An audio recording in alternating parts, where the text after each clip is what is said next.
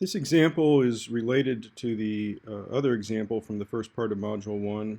In the other example, we were asked to figure out what is the value of a penny in terms of the raw materials that go into making a penny, either copper or zinc. Here, we just want to discuss some concepts that deal with physical quantities, physical dimensions, and units. So physical quantities that are relevant for the particular problem that we looked at with the penny include things like the volume. We had to calculate volume. We also calculated the mass of the pennies. We actually also calculated their weight. We used the idea of density and also length. So all of these terms here are physical quantities.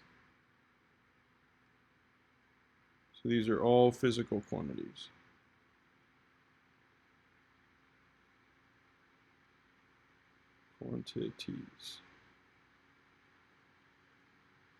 And the symbols for those, typically capital V for volume, lowercase m for mass. The weight, sometimes we use capital W. The density, the Greek letter rho. And the length, lots of different values here. I'll just write kind of a script L, okay, lowercase l. The most fundamental physical quantities that are shown here actually include the mass and length.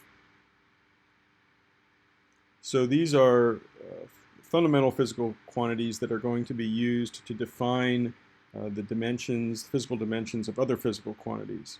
So the symbol for mass as a physical dimension or fundamental representation is the capital M, and the symbol for length is capital L.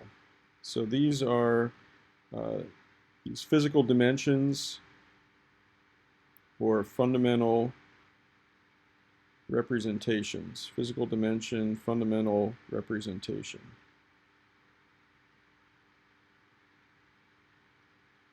M and L. Now, we can express the other quantities using these. For example, volume, pi r squared times height, or the side of a box times its other side times the third side. For volume, we would say it's going to be length times length times length, and that's the same as length cubed. Density is a mass per unit volume, so it would be m divided by the volume. The volume is length cubed, so m over L cubed. So sometimes that's written as m times L to the minus 3 power. Now weight, no pun intended, but we're going to wait on this until later in the semester.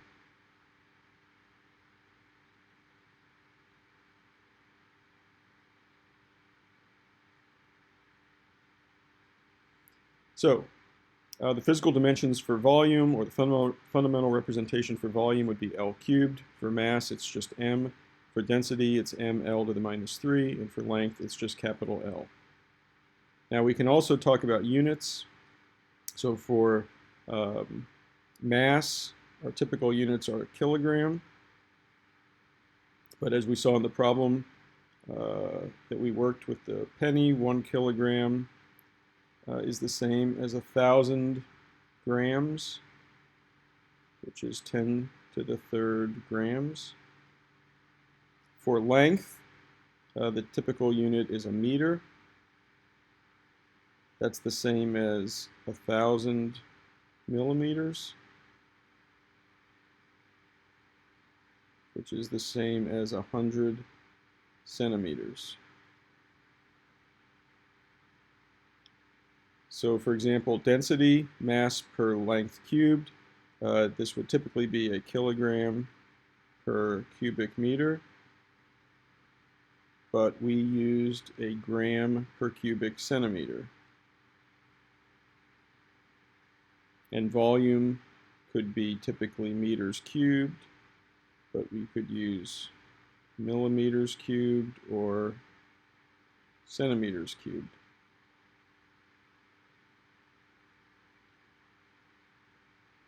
I wanted to go over one other example here.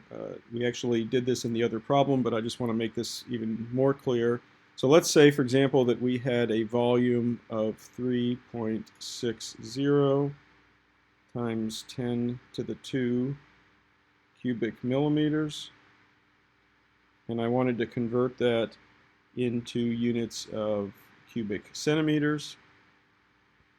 I would look over here and say, okay, 1 centimeter is the same as 10 millimeters. But because this is millimeters cubed, I actually have to do this 3 times. So one way to do this, kind of a long way, would be to write 1 centimeter divided by 10 millimeters and write that out 3 times. So 1 over 10 times 1 over 10 times 1 over 10.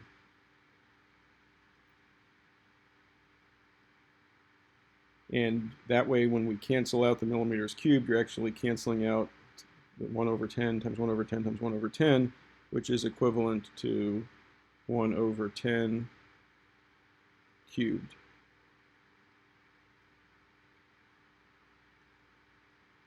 So 1 centimeter divided by 10 millimeters cubed. Sometimes people will make a mistake and they'll basically pull that 3 inside the parentheses, and so they only apply it to the units, and so they end up really only dividing by 1 over 10, not 1 over 10 cubed. So that's an important distinction or important thing to realize. So we're actually dividing this by 1,000, and so we end up with 0.360 cubic centimeters.